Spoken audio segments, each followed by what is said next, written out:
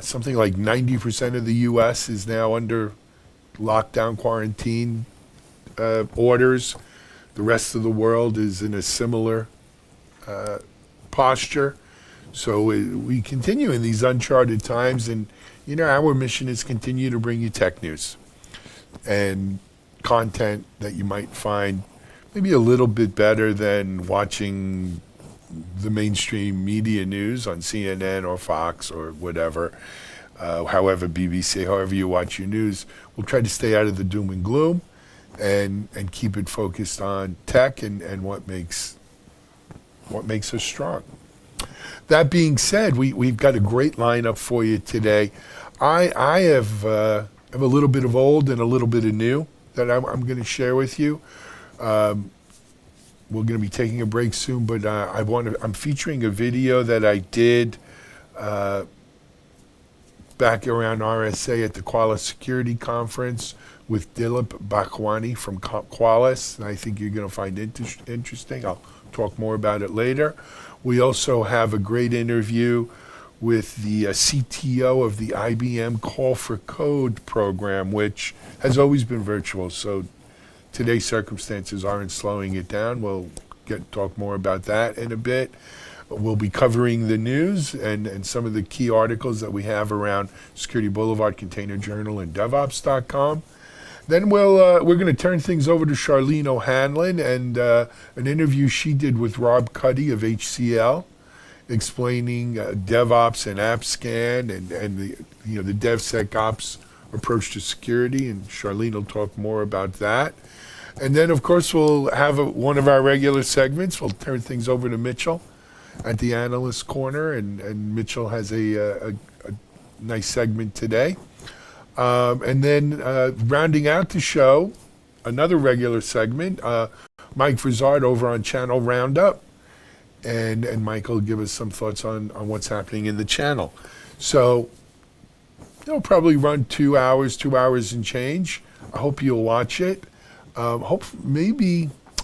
Again, another thing we want to institute this week is that we publish, it'll probably be on the Slack channel, the timestamp schedule for the show. So if you aren't watching this live and you're watching it on demand, you'll be able to skip to any particular segment you like. With that being said, let's break for a quick commercial, and we'll come right back with our next segment. Devops.com is the #1 online destination for DevOps education and community building. Devops.com covers all aspects of DevOps, including DevOps best practices and tools, DevOps culture, DevSecOps, business impact, continuous testing, continuous delivery, and more. Devops.com has the largest collection of original DevOps content, featuring breaking news, blog posts, podcasts, and more. Visit www.devops.com to learn more.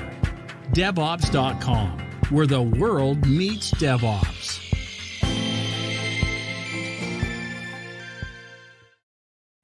Okay, we're back on TechS0trong TV. This next segment, as I mentioned in the opening, was actually shot at the Qualys Security Conference just the end of February over in San Francisco during the RSA conference. And it's not so much about security or even Qualys products or anything like that. Qualys, like many companies, in order to stay competitive and thrive in this environment, had to undergo their own digital transformation, their own DevOps journey. And the gentleman who led Qualys' own team on their digital transformation and DevOps journey is Dilip Bhagwani. And Dilip, you know what? It's a great story, right? I spoke to him a little bit about it at the Qualys Security Conference. We're actually going to do more on this, I think, in the months ahead, because I think it is a great digital transformation story. So if you want to hear how a public security vendor underwent their own digital transformation, their own DevOps journey, have a listen now as we join Dilip Bhagwani at the Qualys Security Conference this past February in San Francisco. Hey everyone, this is Alan Schimmel for Devops.com on the Digital Anarchist Network.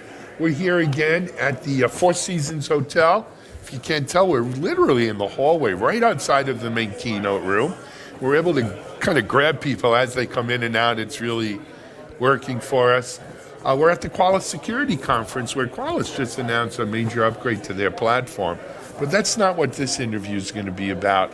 I was really happy to be able to snag Dilip Bushwani of the Qualys executive team. Dilip, in my mind, you're running engineering platform, but what's your official title? So I'm the SVP of Engineering and Cloud Operations at Qualys. Yep. And, what you probably don't know at home, folks, is that in addition to being one of the leaders in the security market space, Qualys has undergone its own digital transformation over the last 5 years. Yeah. Fair? Because like everyone else, the same sort of pushes and pulls and mega trends that are forcing banks and manufacturers and healthcare and other tech companies to undergo a digital transformation with DevOps affect you guys too. So Dilip, I'm going to ask you, and we only have 10 minutes or so, but we could start. Talk to us about Qualys' own DevOps journey. So it started with our digital transformation. As an organization, we were going from a handful of products to a security product portfolio organization. And as we were doing that, what that entailed was our engineering organization was growing. As the number of products were growing, the complexity, the deployment complexity, the scale of the platform, all of that was growing. And when you are growing as rapidly as we did, where we went from 4 or 5 products about 4 years back to 19 plus products now, the challenge is how do you keep your reliability and scalability of the platform, but not lose the velocity, right? So the way we looked at it was, we said, if you want a successful digital transformation, you really need a very successful DevOps transformation inside your organization, right? That's what got us started. When we got going with our digital transformation and we rolled out all these multi-petabyte databases, and we transitioned from monolithic architectures to microservice architectures, the complexity that came with it forced us to go down this path. That's really what got us started. So you said a few buzz keywords that I want to jump in on. As we were talking off camera, people don't undergo these sort of digital transformations because it's a cool thing to do, or they're experimenting, or what they do. It's a do or die in a lot of cases. So you mentioned you moved from monolithic to microservices. Our audience knows what that is. What made you say, hey, we have to go to a microservice architecture, right? Why? So I think the theme is a bit typical. When we initially started as an organization, we had 2 large monoliths. And all the investment, all our software development investment was going in these monoliths. But as our engineering organization scaled from 200 to 800, it's just not practical to have everybody working in the same code base. You have to coordinate releases, the challenges that come with all the teams having to work together and not being able to do things independently requires you to some degree break down your monoliths. Right now, microservices also come with their own operational challenges.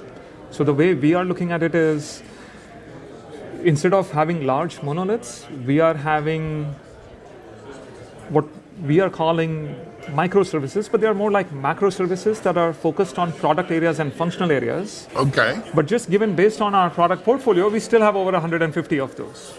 Right? So it's still grown. We've gone from 4 or 5 products to 19 products. So we are taking a very measured approach, because when you go with a microservices architecture, it's not necessarily easy to say where your boundaries should be early on in your development cycle. So we are saying, let's be careful how we are building it. And then as we build it and as our definitions and boundaries get defined, then we know how to carve things out and how to keep them more independent and isolated. So. Great. I got a $65 million question for you. So you as the leader of this group have this vision, and why, and you understand your reasons why. But Qualys is an organization of about 750 developers, R&D, engineers. It's not easy. People don't, you don't make that announcement and people hop to it because they're not robots.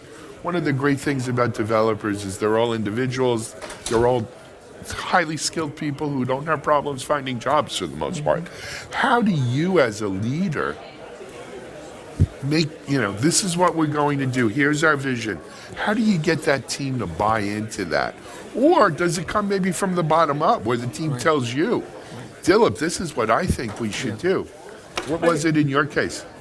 I think it's a matter of having a clear vision and expressing that vision across your entire organization.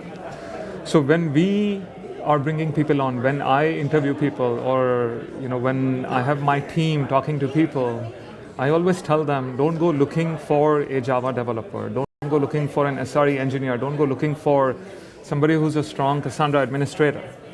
Tell them what we are trying to do. We are trying to build this very robust security platform, right?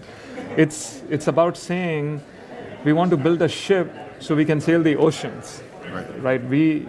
What we are selling to people we are trying to recruit and bring on is our vision of sailing the oceans, and not so much of, hey, come in, there's this little part of the ship what brand new boat that we're going to that be we on, want to build, and then we'll hang out. So in the that's harbor. very interesting because so many people are still hung up in saying, I want a Ruby on Rails developer, I want a Java developer, I want, in today's world where, first of all, every PhD student invents their own language, and who knows what the life, horizon is for those languages.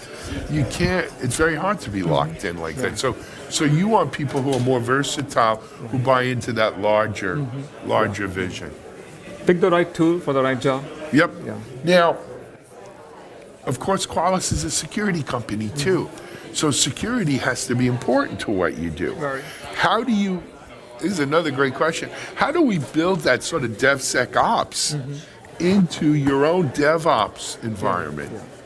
So that's a good question, because traditionally what has happened is SecOps organizations tend to come late in the development cycle. Yep. So the engineering team, the development team does all their work. They're just about to go live into production, and then here comes your SecOps team, they run a scan, and they say something is not working. Then you make a decision on whether you can take that risk and go live and come back and remediate later, or if the risk is very critical and you need to stop, right? What we have done and the way we are looking at it is, we are saying, move the whole thing up into the development pipeline. So we have defined a very robust CI pipeline, where we are saying from the point you check in code, what are all the checks that we want to do from a security perspective, and what are all the gates that we want to put in place, so if the checks don't pass, you don't go to the next stage. Excellent. So we want to do our vulnerability scanning. We want to scan our container images. We want to spin up our applications in a QA environment and do web application scanning. We want to do static code analysis. We want to do dynamic code analysis. And the more you do upfront, the less your odds of finding something later, which then impacts your release velocity. At the end of the day, it's about getting things out faster, providing value to your customers faster, but you really have to move up the chain. And the other transformation that we are seeing internally, and this is more natural, from a security operations perspective, we are sort of seeing that transform more into a security engineering organization, where we are hiring more engineers. That's more than words, though. Right? It's easy to say, yes, we're transforming from security operations to security engineering, but literally that's a mouthful, because it's a change. It's a change in how the security people themselves, where they view their role, right? Are they part of that engineering They are part of the engineering team? Who's now sitting with our engineers, with our DevOps toolchain group, to say, what are we building together? Yeah, and then for those of you at home with companies watching this, that's the big takeaway here. Transforming your security team from security operations to security engineering, I think, is a key part of the whole DevSecOps Yeah, you're not going to be successful with that because otherwise you're always going to have that other mentality that security is outside of your engineering team, and it needs to be brought into it. So it's easy now as you sit here today.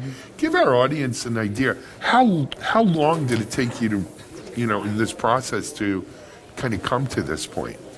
It's taken a while. Initially, when we started, it was our digital transformation, right? We wanted to, as an organization, we were growing, more products were coming in, the platform was scaling. So our focus was there. How do we rapidly scale?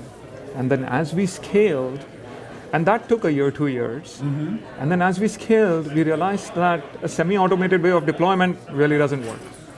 Because our engineering organization grew, the products grew, our platforms grew. We do on-prem deployments. So in addition to our 8, 9 multi-tenant platforms that host our 15,000 customers, we have about 100 on-prem setups.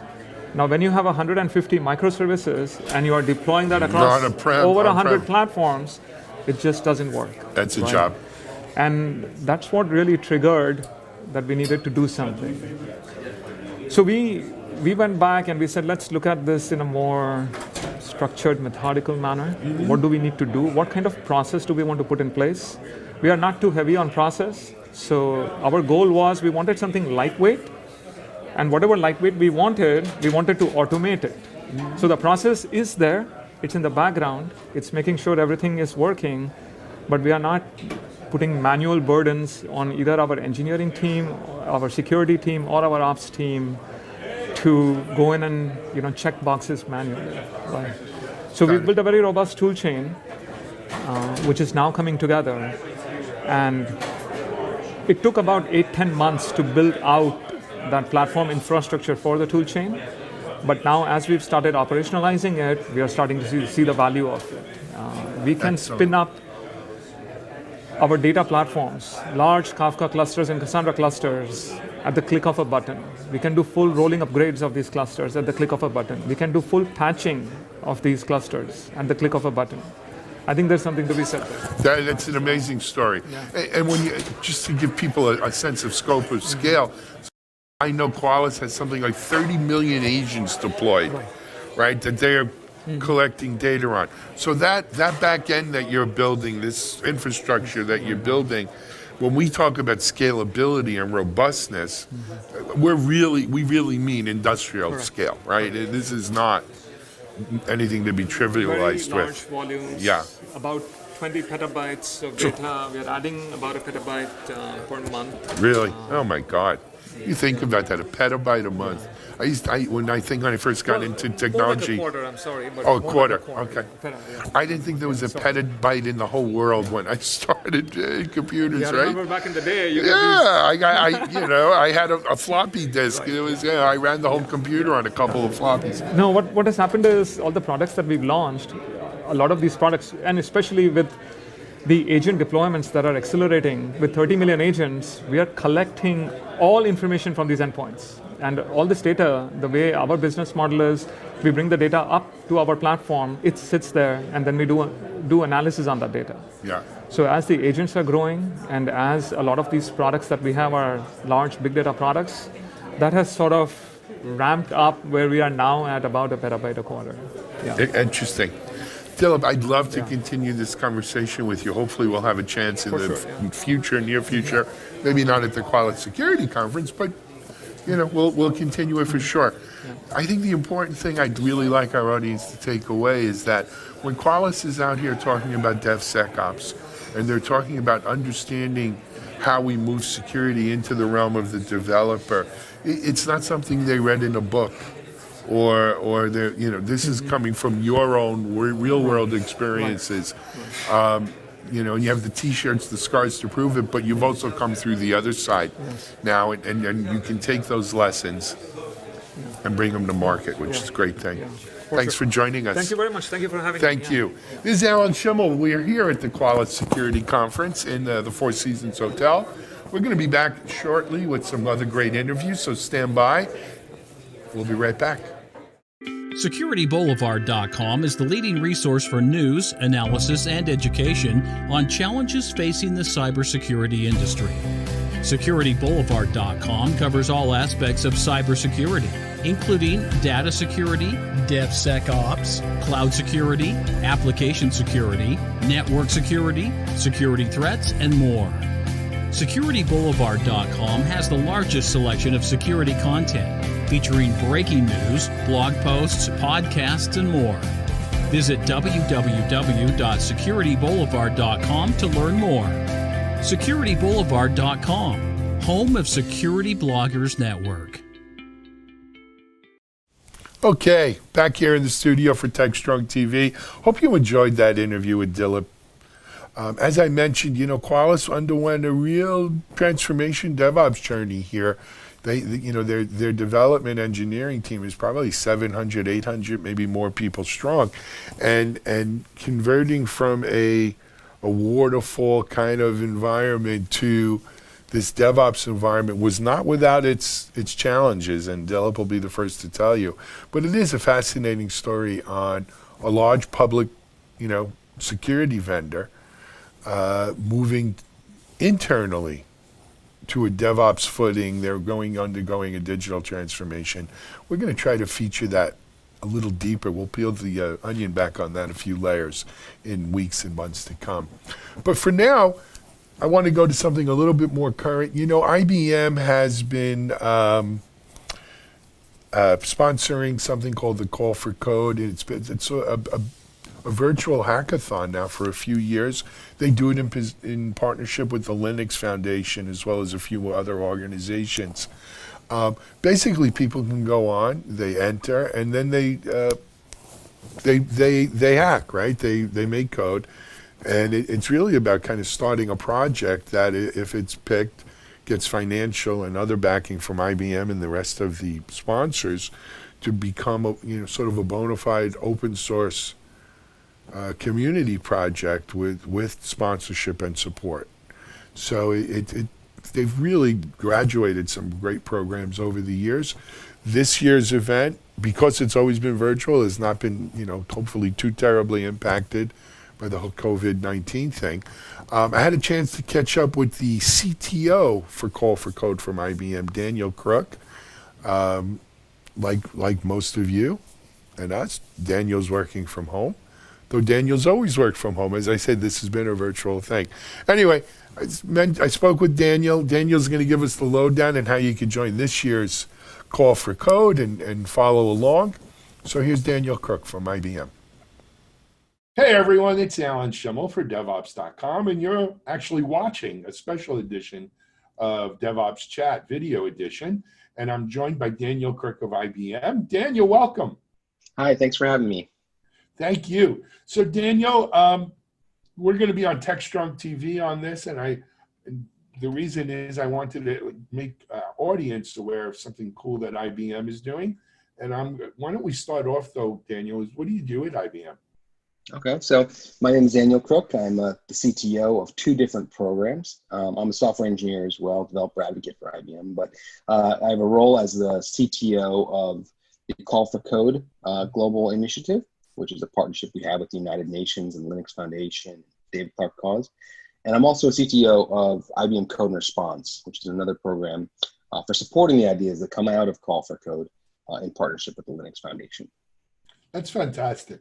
First of all, the Linux Foundation is just, it's really grown up into such a great organization, besides kind of fostering the CNCF and the CDF and several others.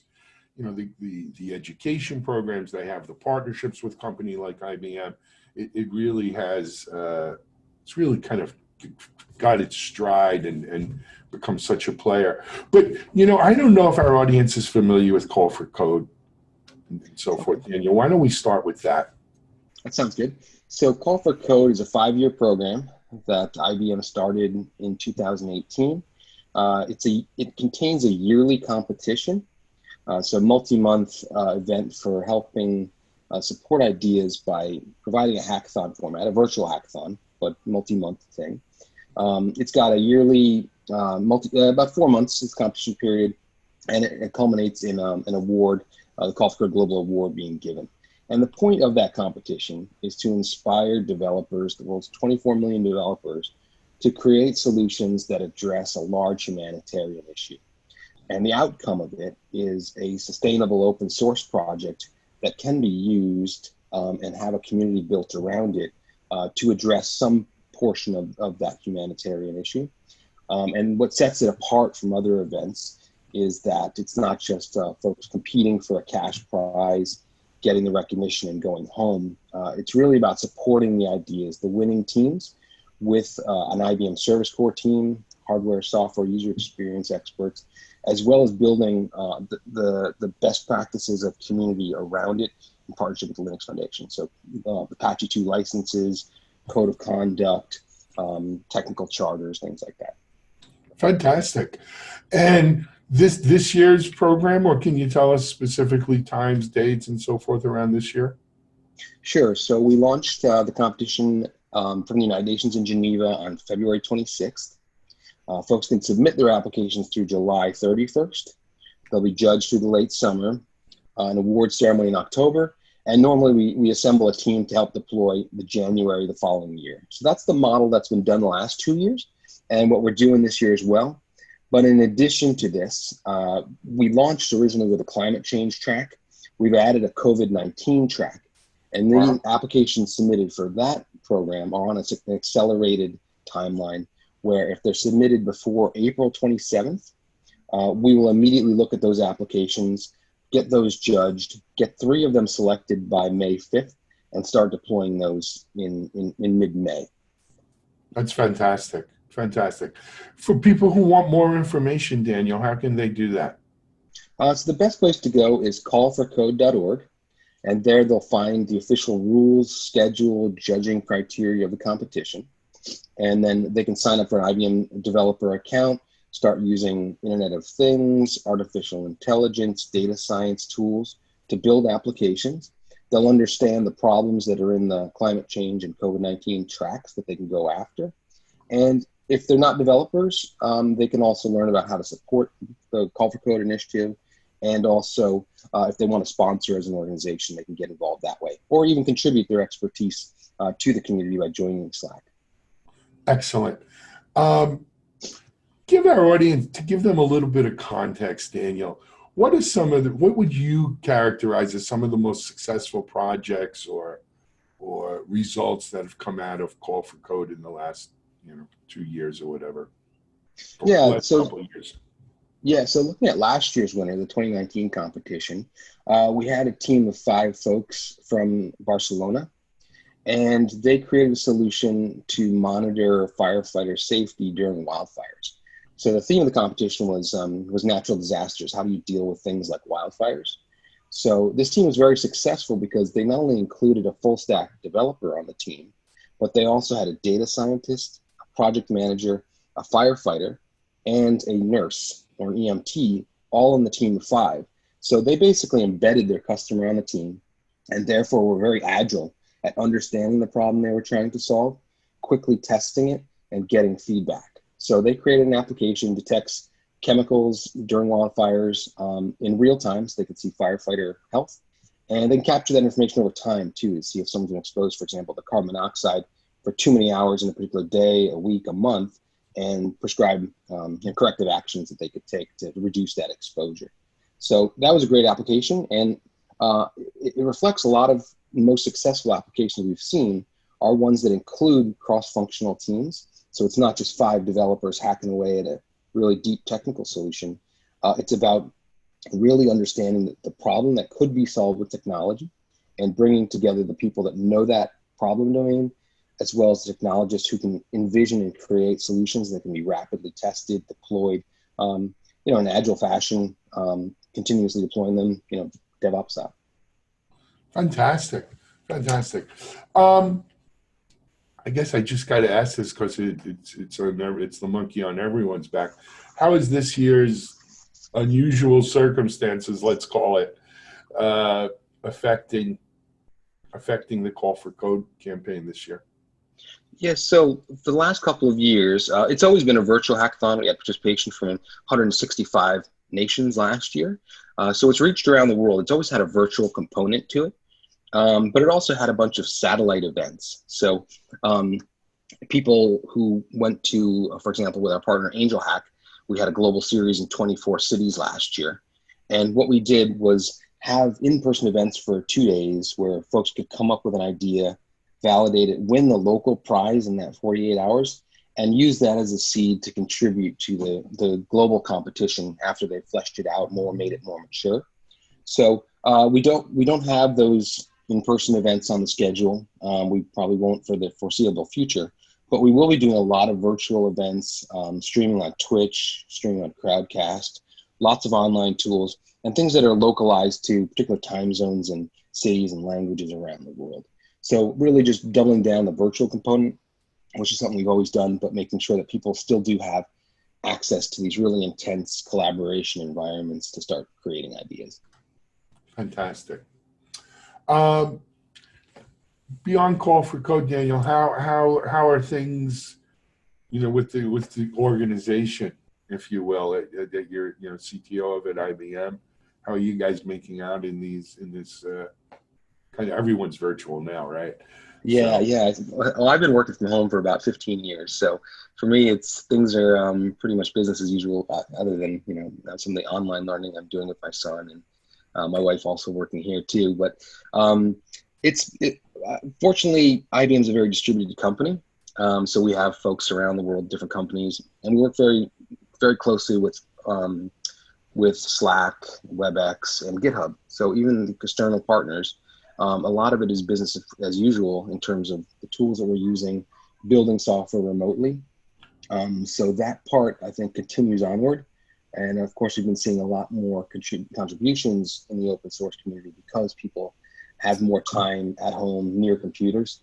So that part has definitely changed, just kind of the spike in, I think, contributions in open source communities around the world. Sure. Daniel, I want to thank you for joining us. One last time, that the URL for the Call for Code stuff for people who are interested. Sure, it's callforcode.org, all one word. And there they can find how to sign up for the competition, learn about the competition, and get access to IBM tools to build applications for the competition. Thank you. Daniel Crook, CTO for the Call for Code project from IBM. Thanks for joining us on TechS0trong TV and this special video edition DevOps chat. Hey man, stay safe, stay well, keep doing what you guys do, and we'll be in touch. You too. Thank you very much for having me, Alan. All right, this is Alan Schimmel for Devops.com. Have a great day. ContainerJournal.com is the leading online destination for centralized computing-related content. ContainerJournal.com covers all aspects of software containers, from container management, data management for containers, container security, networking for containers, to the entire container ecosystem, Kubernetes, microservices, serverless, and more. ContainerJournal.com has the largest selection of container-related news, featuring breaking news, blog posts, podcasts, and more. Visit www.containerjournal.com to learn more. ContainerJournal.com is operated by MediaOps Inc., the team behind Devops.com, Digital Anarchist, SecurityBoulevard.com, DevOps Connect, and DevOpsDozen.com. Okay, back here in the studio. Hope you enjoyed the interview with Daniel Crook, and Call for Code is a really cool project. You should check it out and maybe even join up to present in it. For our next segment, I wanted to talk a little bit about the news. And for us, the news is, look, we could talk about, how many people are infected and in hospitals, but that's not why you come here, I hope. Instead, I wanted to highlight what I think are some of the cool things going on Security Boulevard, Devops.com, Container Journal, as well as in the larger tech world. Before I get into specific articles, I want to bring just a couple things to your attention. One is a great new sort of comic series called The Adventures of Microservice. And this first serial, which is going to cover multiple editions, will be the recoupling, or the decoupling, excuse me.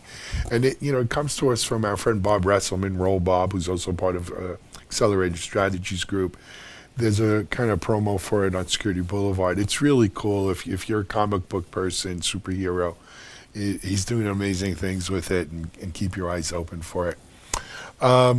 One of the articles I wanted to highlight was a Security Boulevard article, and it comes to us from one of the members of in the industry spotlight section of Security Boulevard. It's Omar Yakubi, if I mispronounce his name, and it's about keeping up with encryption in 2020.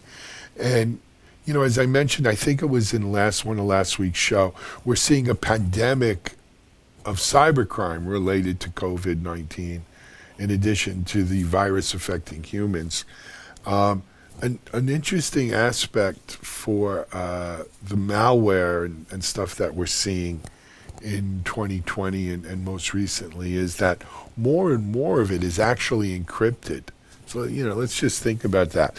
It's not enough that it's just malware and they're getting you to click on things or somehow injecting it into your system. They're actually encrypting this so that you can't decrypt it. You can't see what it is. And by the time you realize it may be too late. And so, again, the bad guys are smart, right? And they're always trying to stay a step ahead. The estimate is something like 70% of encryption, of malware will now be encrypted. And, that creates its own challenges. And, maybe a part of what we need to detect malware is going to have to involve some sort of de-encryption or something, because as we're using more encryption for legitimate purposes, so are the bad guys using encryption for illegitimate purposes. Read the article, have a look at it. It's definitely something worth monitoring. As usual, there's no lack of security articles up on Security Boulevard. A couple of the other ones that I wanted to highlight with you were there's a new DevOps chat I put up with Reese Arkin from WhiteSource, highlighting the WhiteSource annual State of Vulnerabilities in Open Source report. And again, not to be a bad news generator, there's enough bad news out there, but we're still seeing a lot of vulnerable open source components, a lot of vulnerabilities being found in open source, which isn't necessarily a bad thing. The fact that eyes are on them and we're finding them actually helps, and we are making some progress in that. But have a listen to the chat, download the report, it's free, and we're all using open source in one way or the other. So it's a good report. They've been doing it now for a few years, and it's worthwhile. Have a listen to it. That's up on Security Boulevard. You could also listen to the chat on SoundCloud, iTunes, Stitcher, Spotify, wherever you listen to podcasts. The one on Security Boulevard does have a transcript that you could read along on if you'd like. I want to turn now over to Kubernetes Journal. The Container Journal on a Kubernetes-themed article that we have up, Kubernetes and Distributed SQL, the perfect pair. And, one of the great things about this whole container and Kubernetes infrastructure is the ability to truly distribute applications and infrastructure across multiple infrastructures, multiple providers, multiple networks. Back in 2001, I actually helped found a company called Lattice Networks, and that was the premise, is that we were going to have these widely distributed applications that were going to need to be managed differently than an application residing on one server in one data center. Well, it was probably a little premature, and Lattice Networks actually morphed into Still Secure, one of the companies I helped co-found. Mitchell Ashley was one of my co-founders there, along with Rajat Bhargava. And Lattice, the whole business model plan of Lattice sort of fell by the wayside. But today with Kubernetes and things like distributed SQL and the containers and everything else, we are seeing the golden age, if you will, of distributed architecture and distributed applications. And things like a distributed SQL and Kubernetes really go together well and make it possible. So check that one out. It is on Container Journal, containerjournal.com. There's other, of course, great articles on there. Have a look at them and enjoy. Next, I wanted to just highlight a couple articles over on DevOps. One is part one of a nice deep dive we're doing on SRE. You know, SRE is probably one of the bigger buzzwords in the space now.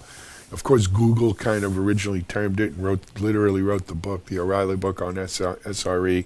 This is a part one where we're going to deal with some very fundamental, sort of what is SRE, what do they do, who is in SRE.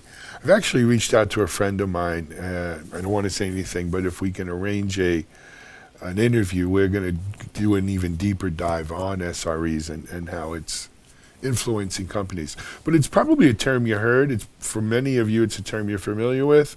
But check it out. It's SRE Part 1, a modern overview. And of course, Part 2 will be coming up on there shortly on Devops.com. Another Devops.com article I wanted to mention was how to improve your uptime strategy. And, you know, in this day and age where so much of our networks are running remotely, automated, less hands-on, and everyone is working from home, we can't afford for things to be down. We were upgrading one of the sites to the new version of WordPress the other day, and it went down for about 5 minutes, and the panic was palpable. So how to improve your uptime strategy, check it out. It has some good how-tos, good tips in there, and I think it's something many of us can use in these times. So those are some good articles of what's going on around the media ops universe. Of course, we're still seeing issues because of people using Zoom, and then a couple of heavy-duty Zoom bugs, vulnerabilities were found. We're starting to see a lot of kind of Zoom wannabes or alternatives to video conferencing other than Zoom that are popping up. We're playing with some of them here. There's been tremendous layoffs, as we all know, here in the U.S. Something like 9 million in the last couple weeks, but or maybe it was 6 million. It's Groundhog Day here. Every day's the same. But, luckily in tech, from what we're seeing, though some of you, I'm sure, watching this at home are looking for jobs, there's still a lot of people working. Should be thankful and lucky for that in these difficult times. So, whatever your situation is, all I can say is, hey, things are going to get better. It's not going to be like this forever. Let's buckle down, do what we need to do, and let's get back to the good times. So that'll wrap up our news coverage for today. We'll be back tomorrow with some new, fresh news. But for now, let's take a break. We'll be right back. I got the burgers. I went to Bun Barn, Beef Patty Palace, Tomato Town. Oh, thanks for getting all this, honey. Yeah, no problem. Getting all of it just took about 2 hours. I just wish there was an easier way to get all your burger fixings from one place, Wow.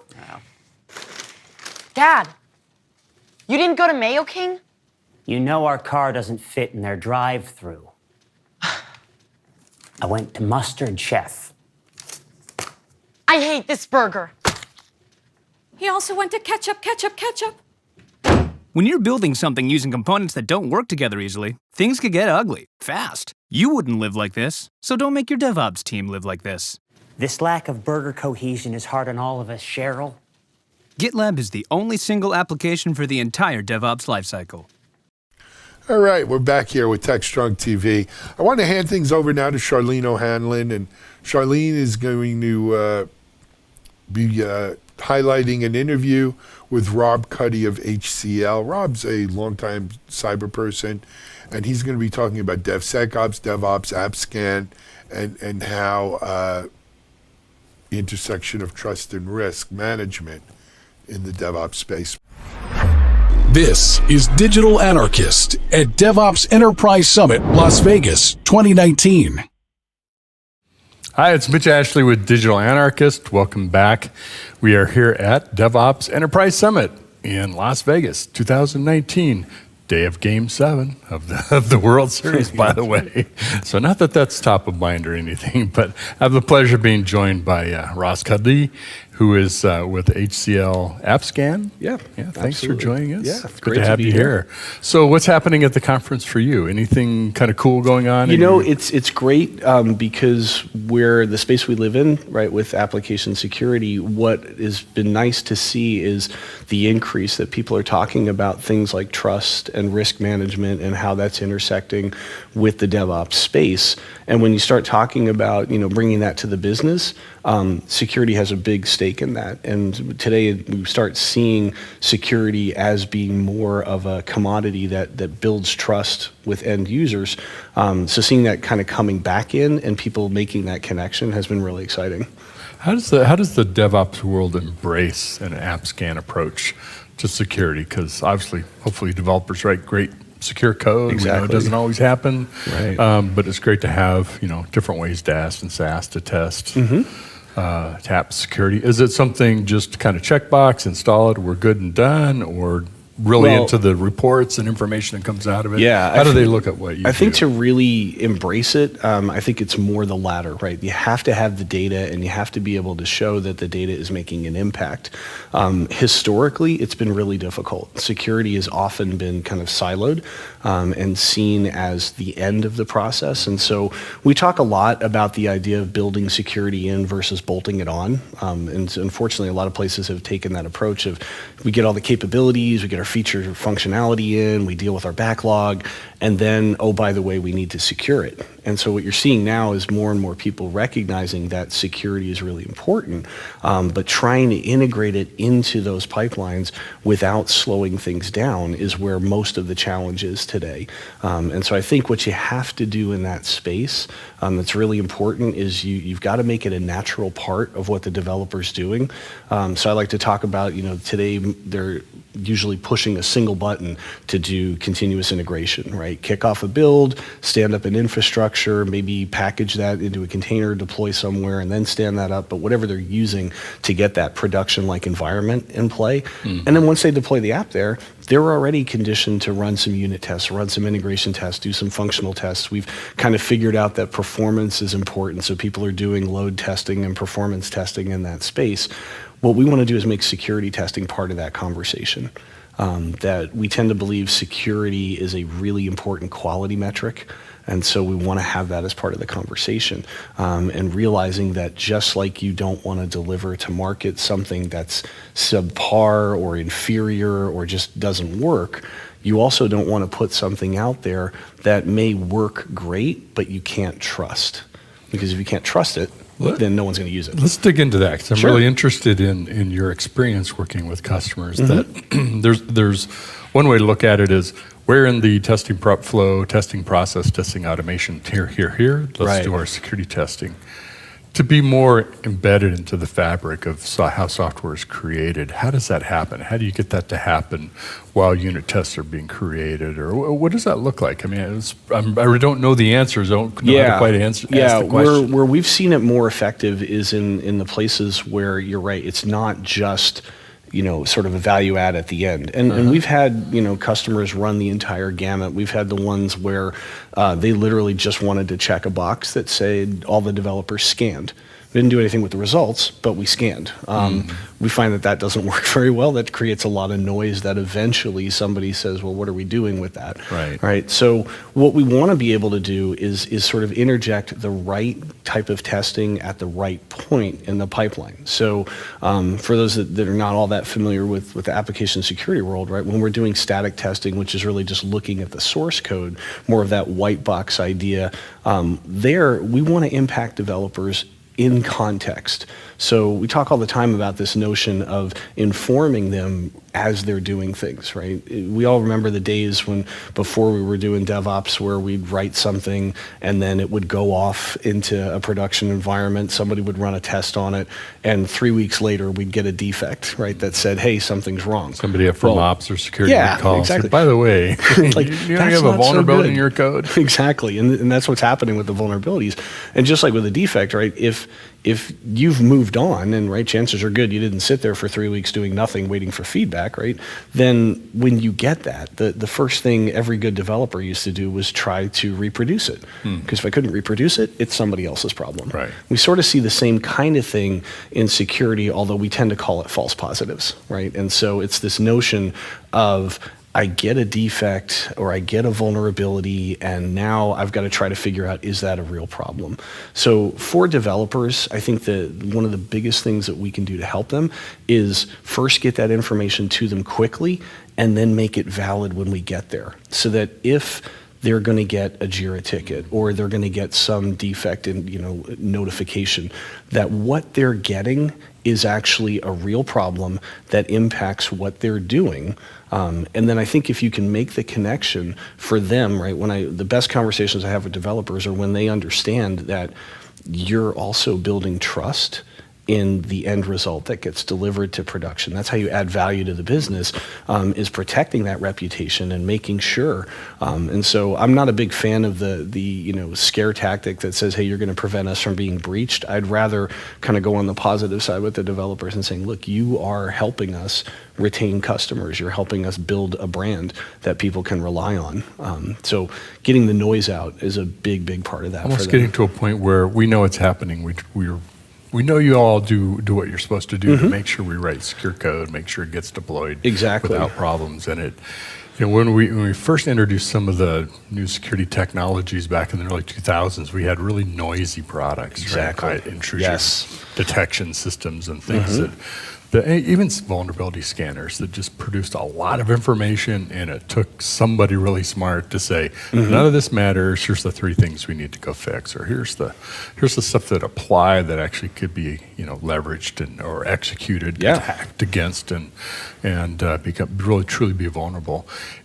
What are the techniques that you can use so when you are providing information to a developer, they say, yeah, that's it, okay, I know what to do, I know how to fix it, versus 90% of this doesn't apply to me, kind of like the old days were in the network. Right, and you're right on the triage, right? I mean, one of the things that astonished me when I started looking in this space, that 88% of the companies out there, right? And so we did a survey with the Ponemon Institute not too long ago, and we found that 88% of the enterprises that we talked to were spending upwards of 25 hours a week just in triage. So looking at for defects. So it's a lot of time, right? It's 3 out of every 5 days are spent just, do we have an issue? Finding out if we have a problem. Exactly. And then is it real and all of that. So this is the space where I think some of the intelligent learning, the machine learning, the AI capabilities start to come in, where you can filter out some of these false positives. Because the reality with these tools, and particularly with the static ones, is we don't want to miss anything.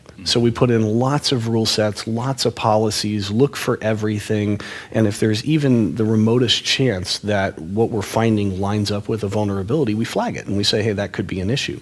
And so that's where you want to come back and circulate through the learning in the organization, saying, no, we know that's not an issue, or this particular issue, it may be an issue, but it's not exploitable because it can't be reached. There's no workflow or code flow to get to that point. So we want to do some of those kinds of things as best we can early and often. The one thing that we tend to talk about a lot, though, in here, and I've heard other people kind of mention it as we've talked this week, this notion of what I like to, and I used to tell my kids this with the homework, right? Sometimes the best way to go fast is to go slow. Do it right the first time. And so what we're looking on in particular is we don't want to make people choose between speed and quality. So we want them to be able to have both. And so we recognize that we need to be able to go a little bit faster. So you take advantage of parallel processing, you take advantage of different ways to slice an application to look for vulnerabilities, some of those kinds of things. So we're doing a lot there. But we also want to make sure that that you don't have to go fast by limiting your policy set. So that's, I think, a place where developers often, when they get all of that noise, the first instinct is to, well, let's trim the scope, right? One of the things I think would be really awesome and helping in this space, and I think where developers would love it, is if I'm sitting there, I've worked for a couple of hours, I've coded, and changed maybe 10 or 12 files, just give me a sanity check on that. Right? Scope that down, be able to look at that. And so I think that's something that's very, very helpful before I commit. Just give me that notification up front. The other side, though, of this that I think is fascinating, and I remember seeing it at Black Hat a couple of years ago, where everybody was talking about, we got to get developers involved, got to get developers involved, developers.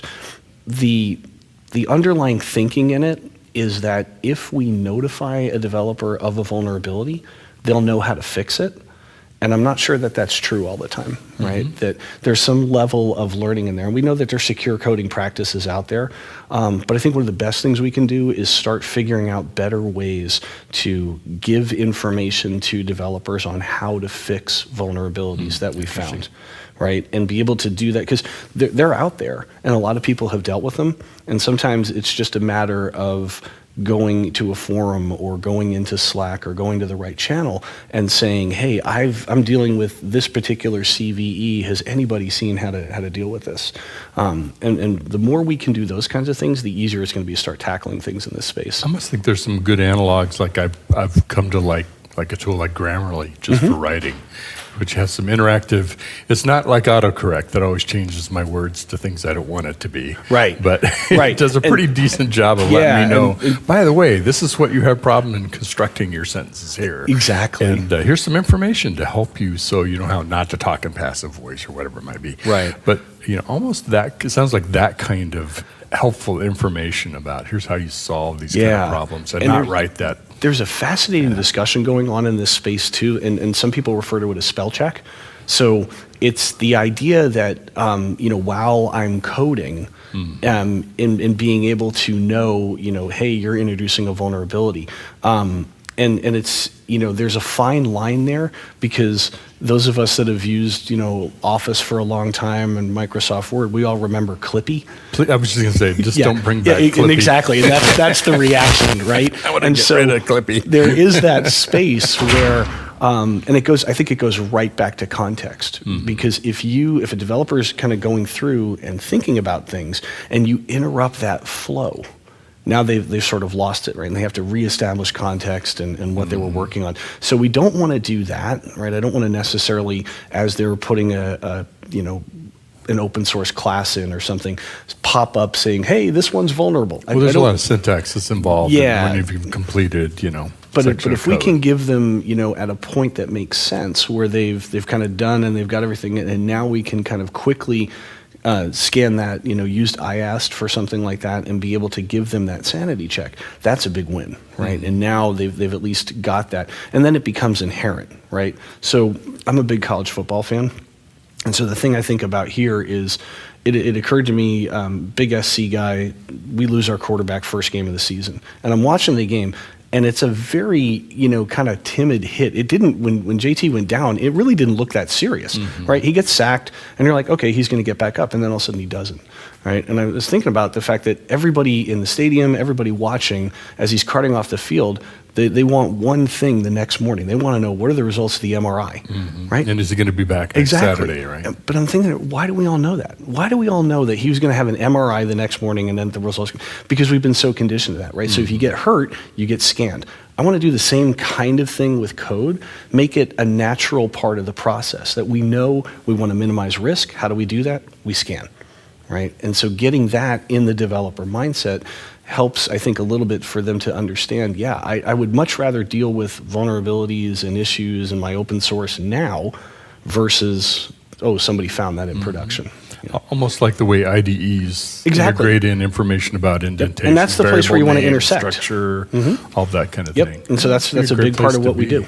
Right, try to get into the IDE, give them an easy way to kick off a scan, pull those results back in and see it, and then put that fix information right there, right, so that they don't have to leave it. And I think the other, for them, once we do that and they've started gotten that, and now you can bring your security experts who are still out there, right, and you want them looking at the deeper issues.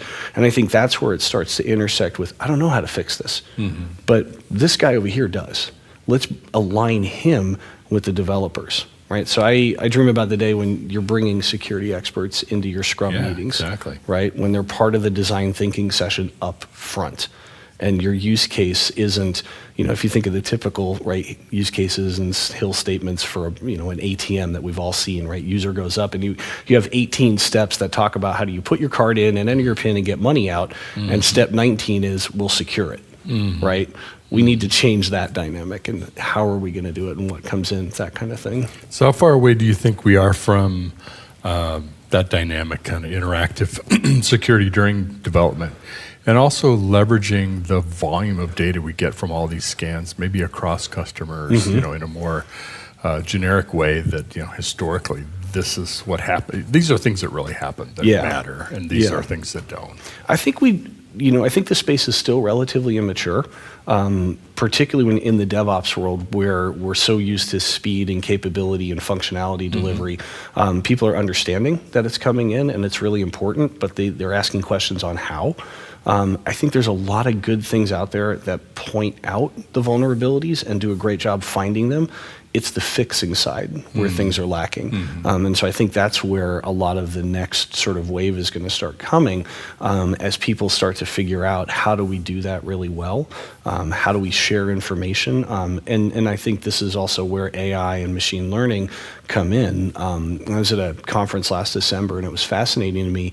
We were talking about AI in cybersecurity as a whole, but one of the things that was interesting was the lack of adversarial data in this space, right? And so in order to make a really good decision, you have to have both sides to work with. And so they were talking a tremendous amount about, we usually only have one side of the data. We know we've been breached. We know we've been hacked. We understand that side. Understanding the opposite, the good side, so we can be able to tell, is this a threat, is it not, right? Those kinds of things coming in. And so as we get better at those layers, I think that'll start trickling back into trimming out your false positives a lot better. And I hear a lot of people talk about false positives. I don't hear a lot of people talk about false negatives. Okay. That's the one that concerns me more, right? That ticking time bomb that we're not sure about. So I think those are the places where you're going to start to see a lot of things happening in this space. Hopefully a lot of good things in store. I hope so. For us on that security. Rob, thank you very much for being part of Absolutely. Well, thank you for having me. Digital Anarchist. Yeah. And HCL Appscan. Which is great to talk about security and anarchy. That's awesome. In the same sentence. Exactly. I'm not sure which side of that coin we're on, but a lot of fun. And you have a booth here, so hope folks we do. spend some time with you and join you there. So. Absolutely. Thank you. Thank you for joining us on Digital Anarchist. And we're streaming live, but we also have videos from the past 2 days.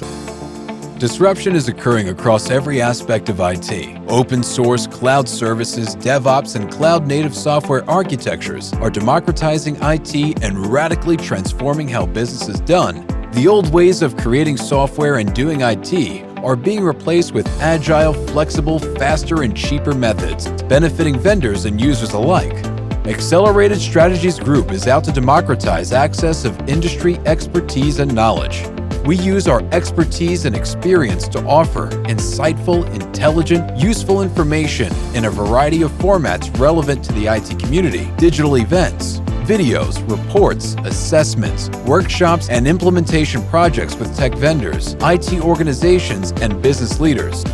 We widely and openly share our work products, often for free. Analyst reports these days aren't worth more than a graph or chart that tells a story or illustrates a market trend.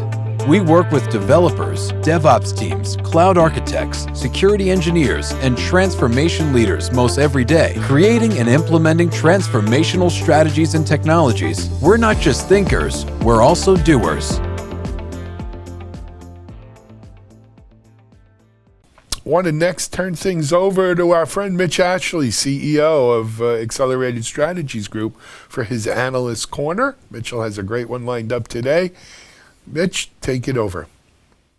As part of our research, Accelerated Strategies Group has been looking at the effect of COVID-19 has had on our businesses. And we're very interested in cloud services, things like SaaS, cloud applications, third-party productivity tools that frankly has probably enabled our work-at-home situation that we're currently in. Now, we launched a survey at Devops.com. You'll find a one-poll question, a simple question on the bottom right-hand corner of the screen when you visit the site. You can fill it out, one click, couple of clicks. Not only can you submit your information, and it's all anonymous, but also you can see the results of everybody that's taken the poll along with your results. So it's very fascinating. We collect data very quickly, and so you'll find some really interesting information. Now, this is part of a broader program that we're launching with TechS0trong TV On Mondays, we'll be launching a new question each week. And then later in that week, probably Thursday, sometimes Friday, we will take the results of that poll and do some analysis on it, some commentary. What might it be telling us? What are some trends, things that are happening as time goes on? Conditions may change. Performance issues we might have had last week are no longer a problem today, or new things may pop up. So I think you find this very fascinating and appreciate that you participate with us. Now, there's two ways that you can get to the poll to take that question, that one question. You can go to devops.com. It'll be in the lower right-hand corner. You can also go to acceleratedsurvey.com, and that will take you directly to a page with that question as well as results from prior polls, which I think you'll find really fascinating. We've been collecting quite a bit of data. So please take the poll, participate, and we look forward to sharing the results with you. Last week, I talked about disruption. And of course, COVID-19 and the impact that it's had on our businesses, our economies, on our individual personal lives. Also the tragic loss of life and people that are ill. You know, it's hard to think of something more impactful. It certainly has made a huge impact on all of us. And I offer my thoughts and comments today, as I do every day, understanding that each of us is in a different place and we're dealing with lots of things that we don't talk about with each other necessarily on video meeting calls. There may be some health issues around COVID or otherwise, and of course, loss of life and family or friends. So my thoughts, prayers are with you if you're experiencing something that tragic. I hope you aren't. We talk about the changes that disruption brings. And of course, this is not a disruption that any of us had planned or brought on ourselves, our economy, or our businesses. But there are already some lasting effects. And I gave a couple of examples last week of being able to ways of acquiring components to build a computer, new kinds of services or ways of offering services for curbside pickup, restaurants adjusting to more of a takeout fashion of business model. But there's things like that impact us every day too, like digital signatures. No one's probably signing physical documents right now, or at least if they are, they're signing and then scanning them back into digital form. Of course, all the banks most of them are closed, other than their online capabilities and drive up. And we're relying even more heavily on electronic banking and digital payment systems, along with our video meetings, whether it's Zoom, WebEx, or GoToMeeting, whatever service you may use, Google Hangouts. It's a good time to think about what a future might be for us that we could create. Now, our people, along with us, are reeling with the impact of what all this means and the uncertainty of the current situation. And while we can't control all those things, we can certainly begin to form what we think a future looks like, whenever it is that we come out of the majority of the impact from COVID-19. One of the things that I've learned through prior downturns, things like the Great Recession and 9/11, is that building back of the economy is not a very easy process. It's very difficult. And it often takes longer than we either want or expect it to take. And part of the reason is you just don't open up the store and suddenly customers appear again. You've got to build back that business. You've got to build back your customer base. You have to build back the supply chains and of course the employees and staff that are supporting your business, whatever kind that is. Now, some of those supply chains can be quite difficult because they're often an international based supply chain. And different countries are coming out of or will come out of COVID-19 at different times. Some countries may emerge before the rest of the economies in the world have really recovered yet or starting to. And so they may have a chance to rebuild. But rebuild may not just be ramping up the factory again. They may have had liquidity issues. They may have had to reinvest and start to build new capabilities, or maybe they're changing their business model since there's been such big disruption. Now's the time to reinvent yourself. So let's think about ourselves that way, whether it's the supply chain or the services that we offer. Our teams are looking for leadership. They're looking for stability. And even though none of us can truly offer it when it comes to the health aspects of COVID-19, what we can do is provide leadership by working with our staff, our teams, our organizations, and companies to start to build what the future looks like as we come out of COVID-19. We'll certainly return to many of the things that we were doing before, but it's very possible companies, individuals, they may not be around. Those businesses may be gone, or they may be restructured in some way. Other individuals may not re-enter the marketplace in the same capacity that they were in, or maybe still dealing with health issues. So it isn't a matter of just simply re-energizing, turning on the on switch of everything that we had created before and was in place. It's an opportunity for us to relook at how we build supply chains and our products. So maybe it's time to get the team active on taking that digital strategy and really implementing it, taking a web app and creating a mobile version of it, or maybe creating a digital experience for something that isn't today, or rethinking how we supply our business altogether. Maybe we don't rebuild the same supply chain structure. So my encouragement to all of us is think about this time of both the individual personal parts of what's happening, the leadership aspects that you may have in your role, and what we can do to bring our teams together. They're looking for a future. They're looking to understand what the future is going to be. And while we can't predict exactly what all of that will look like, we can certainly help create it. So I encourage you, and I hope you will share some stories with me about how you're doing, actions that you're taking, and where you're headed in the future. You can always reach out to me at mitchell@accelst.com. Happy to hear from you, and I'm happy to keep some information confidential if that's what you'd like me to do. Be safe, be well, and be careful out there.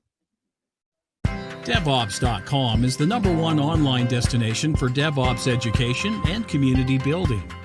Devops.com covers all aspects of DevOps, including DevOps best practices and tools, DevOps culture, DevSecOps, business impact, continuous testing, continuous delivery, and more. Devops.com has the largest collection of original DevOps content, featuring breaking news, blog posts, podcasts, and more. Visit www.devops.com to learn more. Devops.com, where the world meets DevOps.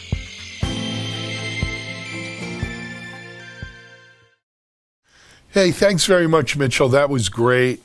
Guys, I appreciate at home watching us here and your support.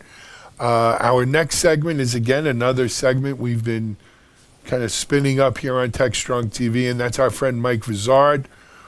For those who may not know, Mike has been covering the channel space for something like 20 or 25 years now. So you're not going to find many people who know the channel better than Mike. And of course, in these times, I don't know if anyone knows anything for sure, but Mike's going to give you his take on the channel. Let's hand it over to Mike Vizard for Channel Roundup. Hey, thanks, Alan. So right about now, everybody's trying to figure out what their new business plan is going to be. Let's face it, all the business plans that people put together for the beginning of the year are no longer worth anything. People don't know when their customers are going to be open for business, to what extent they might be open for business, and partners are trying to figure out maybe even if there is a business. I would say, though, there is an opportunity in here to have a conversation with customers about analytics, and I would point you to an application that TIBCO Software has put together. They're putting it up on their website, and you can download their application and look at all the data that's being put together by Johns Hopkins. Now, this is a fluid situation, so the data does change, but one thing to think about here is, can I then overlay my business models with that data to come up with something that feels like a trajectory?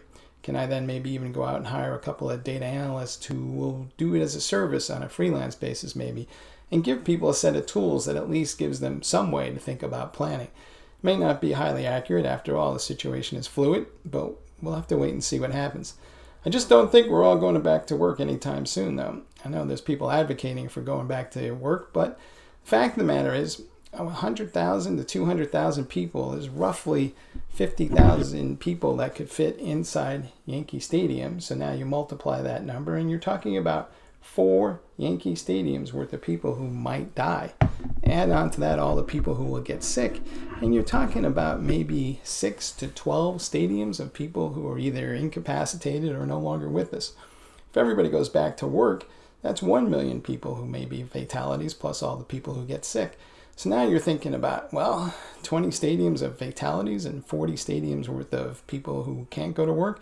That's 60 stadiums.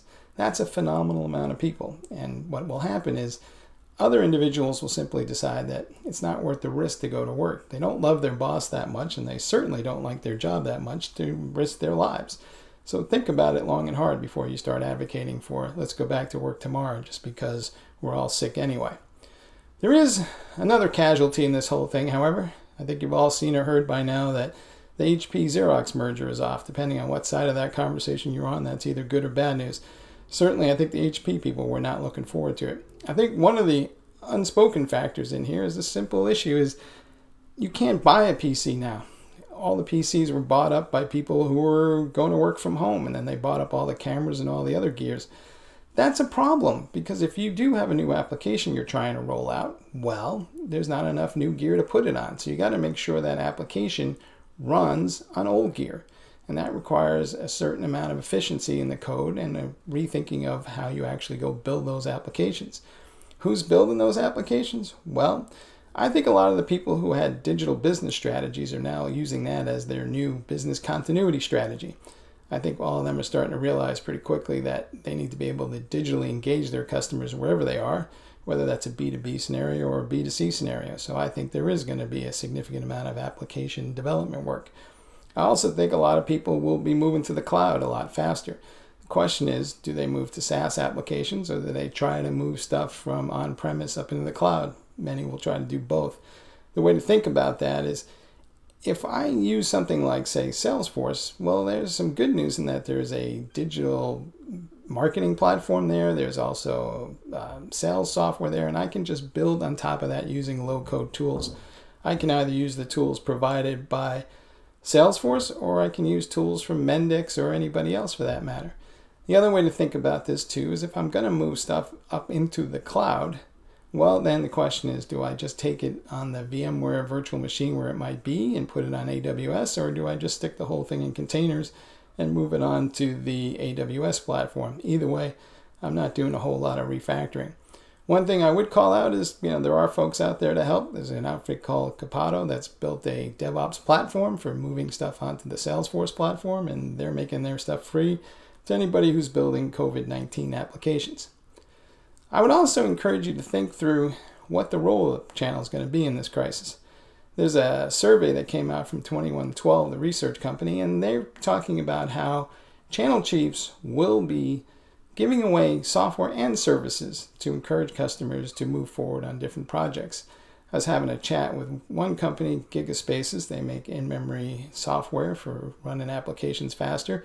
And they were saying that they have some professional services capability, but they would be leaning on their channel partners to deliver the free services that they're going to provide for the next few months to accelerate deployments. I think that's going to be a common model, and a lot of the channel chiefs surveyed by 2112 said the same thing. I would also point you to some interesting moves that were made in the last week. Aversive, a company you probably have not heard of, has a SaaS platform that's a help desk infused with AI. They're making that available for free for 90 days to augment service desks. I think we have all seen that IT incidents are up through the roof in this transition, and I think people are struggling. There's an opportunity for partners to show up and say, hey, we'll work with Aversive to integrate it with your existing help desk to augment that capability, and we can actually maybe solve a lot of the more common issues. Certainly things like, I forgot my password can be handled by a chatbot, right?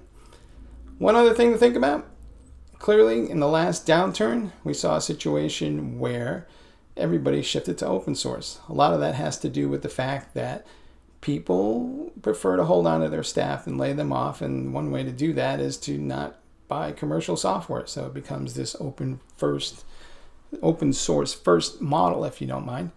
And then what happens, though, is they don't have the skills or the resources to maintain that. So they might wind up looking for some extra help outside. At the very least, channel partners should be taking advantage of things like the scholarships that the Linux Foundation is offering to make it possible to get certified for free. If you pass the exam, there's no cost.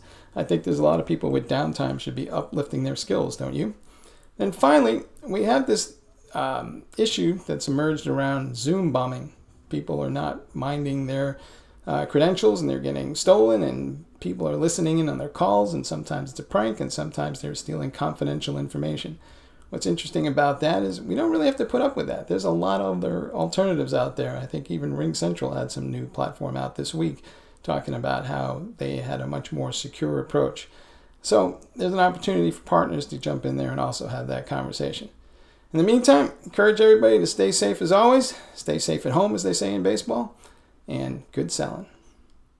SecurityBoulevard.com is the leading resource for news, analysis, and education on challenges facing the cybersecurity industry.